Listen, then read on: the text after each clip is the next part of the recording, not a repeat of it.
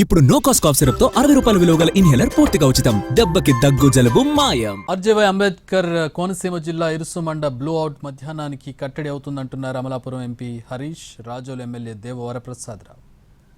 ఇప్పటికే 80% ఆపరేషన్ పూర్తయిందని, ఉష్ణోగ్రత తగ్గుముఖం పట్టడంతో ఓఎన్జీసీ అధికారులు వెల్ దగ్గరకు వెళుతున్నారని చెప్పారు.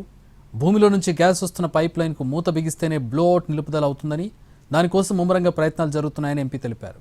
ప్రజలు ఎటువంటి భయాందోళన చెందవలసిన అవసరం లేదంటున్నారు. పూర్తి వివరాలు మా ప్రతినిధి శ్రీనివాస్ అందిస్తారు.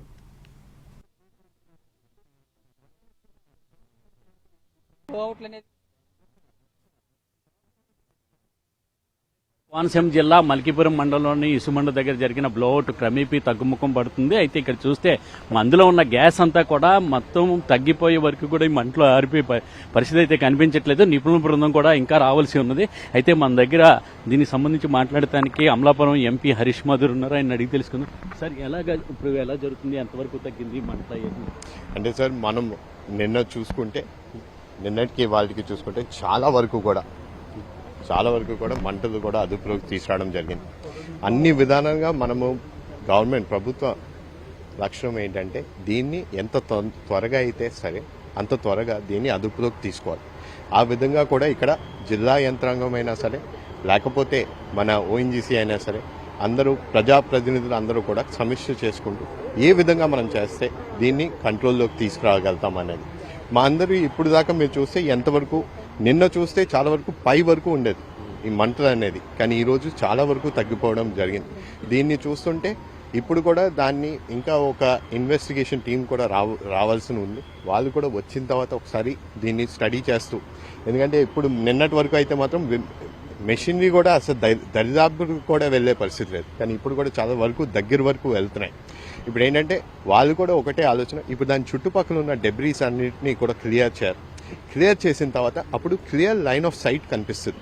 అప్పుడు ఆ క్రౌన్ని, ఆ పైప్ని ఒకసారి క్లియర్ లైన్ ఆఫ్ సైట్ కనిపించిన తర్వాత దాన్ని అసెస్ చేసుకుని ఏ విధంగా దీన్ని క్యాప్ చేయగలుగుతామో, ఐదర్ దాన్ని పైనుంచి క్యాప్ చేయాలా, లేకపోతే లిక్విడ్ అనేది మళ్ళీ రీపంప్ చేసి దీన్ని లిక్విడ్ పంప్ చేస్తే వాళ్ళని ఆగుతుందా, ఇవన్నిటినీ కూడా వాళ్ళు అసెస్ చేసుకుంటూ దీన్ని చర్యలు ఏ విధంగా ముందుకెళ్లాలనేది కూడా త్వరలోనే వాళ్ళు తెలియజేస్తారు. నిపుణుల బృందం ఎప్పుడులాగా వచ్చే అవకాశం?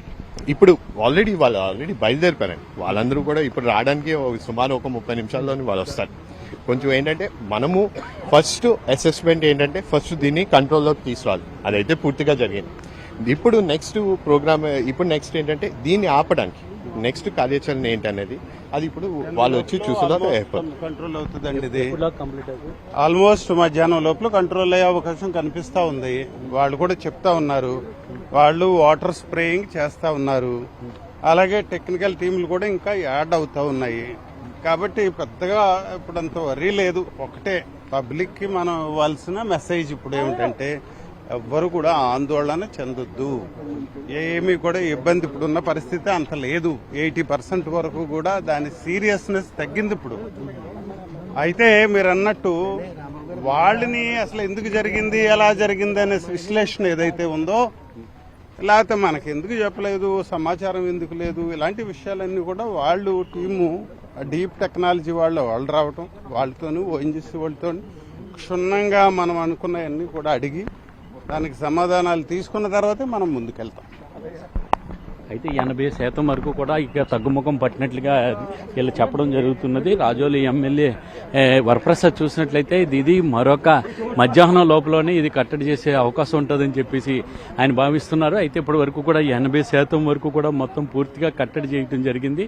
అలాగే ఇది ఇక్కడ నిపుణుల బృందం కూడా మరో కొద్దిసేపట్లోనే ఇక్కడికి వస్తారు. వాళ్ళు వచ్చిన తర్వాత అందులోకి మడ్డు కానీ అలాగే మట్టి కూడా అందులోకి పంపిన తర్వాత దానిలో ఫిల్లింగ్ చేసి దాన్ని అంతా కూడా మొత్తం మళ్ళీ క్యాప్ చేసే విధంగా, అంటే ఏదైతే పైపులోంచి గ్యాస్ పైకి విరజిమ్ముతుందో దాన్ని క్యాప్ చేసే అవకాశాలు ఉంటాయని చెప్తున్నారు. దాని తర్వాత ఎంక్వైరీ కమిటీ కూడా వచ్చి దీన్ని అసలు ఈ ప్రమాదానికి కారణాలు ఏంటి, అసలు ఇక్కడ గ్యాస్ ఎందుకు లీక్ అవుతుంది అనే దాని మీద కూడా విచారణ చేపడతారని చెప్పేసి ఇక్కడ వీళ్ళందరూ కూడా చెప్పడం జరుగుతున్నది.